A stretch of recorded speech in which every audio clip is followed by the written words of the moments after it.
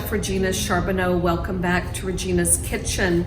Today I thought I would share some San Francisco memories with you through one of my favorite recipes, Cioppino. When Doug and I moved to San Francisco from Alaska, we didn't have children and we lived in North Beach. And North Beach to me is the epitome of San Francisco.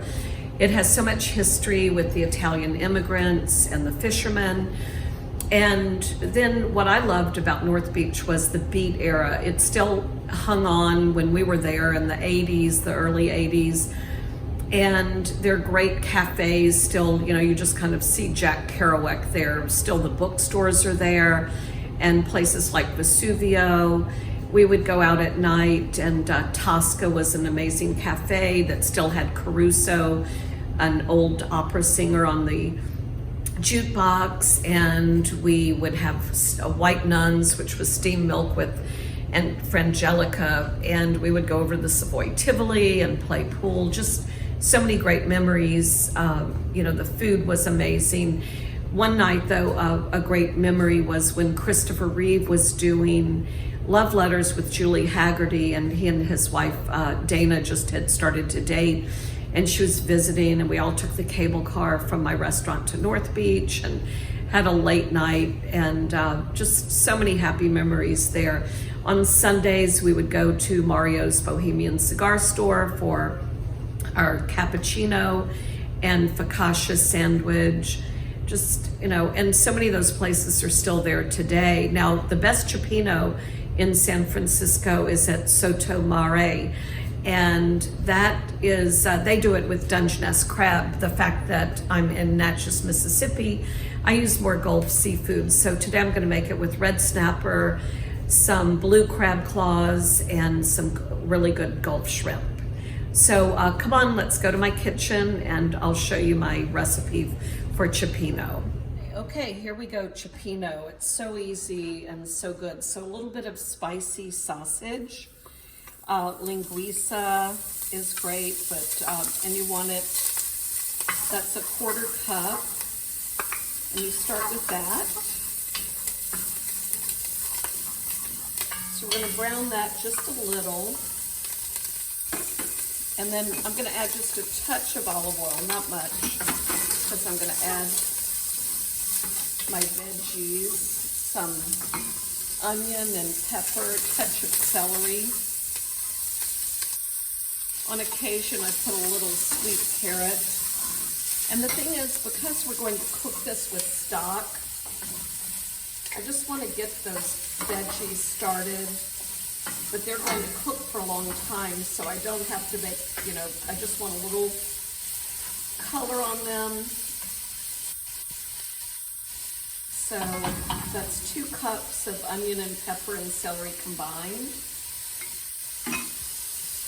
And then I have 3/4 of a cup, or about a cup really, of crushed tomatoes.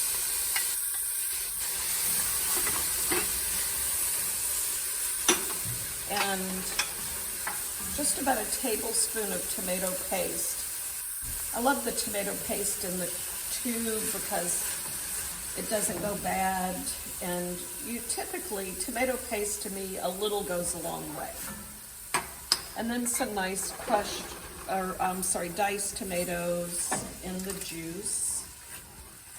Now, I'm going to add a 1.5 quart of shrimp stock, and we're going to get this up. My shrimp stock is warm. And I have to get this good and hot because I'm going to do a little southern twist on this. I'm going to add a little of my dark roux. It really gives a richness to this dish that, as far as I know, they don't use dark roux in San Francisco, but some of the Cioppinos I've had have that kind of rich taste that you get from a dark roux, which is the flour and oil cooked until it's chocolate brown. The key though with the roux, and that's just a 1/4 cup, is you've got to make sure it's dissolved. So you don't want any lumps of that. because as much as it makes a broth fabulous, if you get a taste of dark roux by itself, it is not good. So I'm dissolving my roux. And then, of course, garlic. About a tablespoon there of some garlic puree. And also, I love a little dried oregano and fennel seeds. The fennel makes this really, gives that nice Italian flavor. And I'm gonna add a little salt, and we'll adjust that at the end, see how that goes. And some crushed red pepper, about a teaspoon, and I'm posting the step-by-step recipe on my website for y'all. And of course, you can't do Italian cooking without some good Italian wine, about a cup or so. And with the shrimp stock. So now, if you notice, this is kind of a light tomatoey look in the beginning, but as that dark roux takes hold, and I simmer this for really about 2 hours, and then I'm going to show you what it looks like. So now you see how it's thicker and the color has changed. That's just from cooking it. So this is what I'm after. You know, the beauty of this too, you can make a big pot of it without the fish in it and freeze it in some quart containers and then just make it as you want. Whenever I cook, I always cook a lot and then put it aside, and so I can do, you know, have cioppino on a Sunday night without working all day on it. I'm gonna start with my red fish, and you always season your fish before you cook it. And this is just a good spice blend of some cayenne and garlic and salt. All right, and we'll start skin side down. We want to crisp that skin. And I love red fish with the skin on, or red snapper with the skin on. It has a great flavor.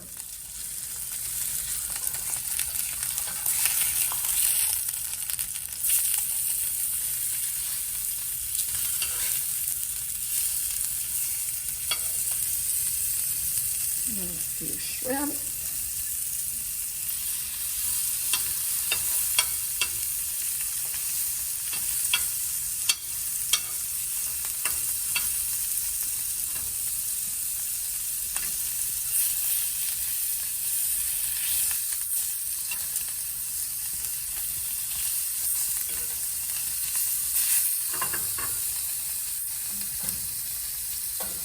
All right, I'm going to add my broth and finish cooking the seafood.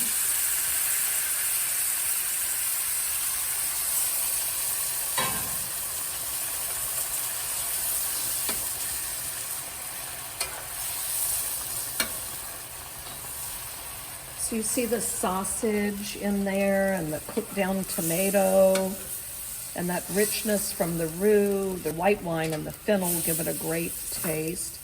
Now I'm just gonna slowly cook this until the fish is done and the shrimp. So we're gonna cook this for about 6 to 8 more minutes and let this fish cook all the way through. Now sometimes the sauce may reduce a little bit too much if your fish is thick and it takes longer than you like. If it does start to thicken too much, you just add a little bit of water to the pan, but I think we're good. All right, here we go. There's a snapper, a couple of shrimp, crab claws in each dish. Love the skin on snapper. I think it's perfect for this dish. A little bit of sausage in there. Okay, and I'm gonna just put some more sauce in each bowl.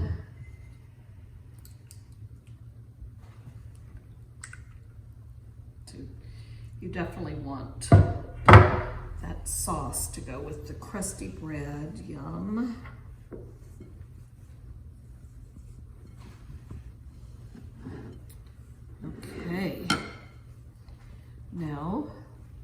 I think a glass of Montepulciano is perfect with this dish.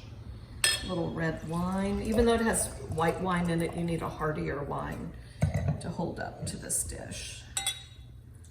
And a good glass of Italian wine.